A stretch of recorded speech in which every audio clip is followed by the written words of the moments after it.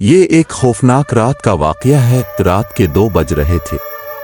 سارا اپنے کمرے میں بیٹھی پڑھائی کر رہی تھی جب اچانک دروازے پر ہلکی سی دستک ہوئی۔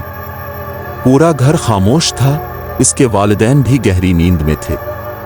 اس نے ڈرتے ہوئے دروازہ کھولا، لیکن باہر کوئی نہیں تھا، بس راہداری میں ہلکی سی سرسراہٹ محسوس ہوئی، جیسے کوئی ابھی گزرا ہو۔ سارا نے شانے اچکائے اور دوبارہ پڑھائی میں مصروف ہو گئے، مگر کچھ دیر بعد اسے لگا جیسے کوئی سرگوشیوں میں اس کا نام پکار رہا ہے، سارا سارا۔ وہ تیزی سے مڑی، مگر کمرہ خالی تھا۔ پسینے سے اس کا جسم بھیگ گیا۔ یہ محض اس کا وہم تھا، واقعی کچھ تھا۔ اگلی رات وہ پھر اسی وقت جاگ رہی تھی جب اچانک باتھ روم کی لائٹ خود بخود جل گئی۔ اب وہ بہت خوفزدہ ہو گئی تھی۔ اس نے اپنے والد کو جگایا، لیکن جب وہ آئے سب کچھ نارمل تھا۔ والدین نے اسے سمجھایا کہ شاید وہ زیادہ تھک چکی ہے، لیکن سارا کے دل میں خوف نے جڑ پکڑ لی تھی۔ تیسری رات معاملہ اور خطرناک ہو گیا۔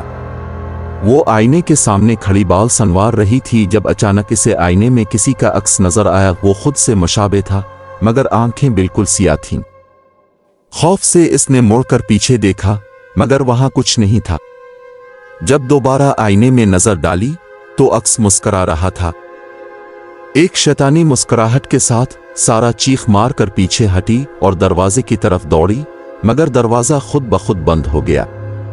آئینے سے سرگوشی ابھرنے لگی، تم یہاں اکیلی نہیں ہو، میں ہمیشہ سے تمہارے ساتھ تھا۔ اچانک آئینہ زور سے چٹک گیا اور سارا کی چیخ پورے گھر میں گونج اٹھی۔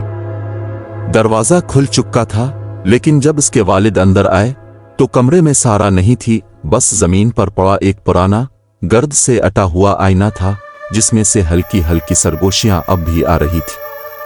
اس کے والد بھی خوف کے مارے بھاگ جاتے ہیں۔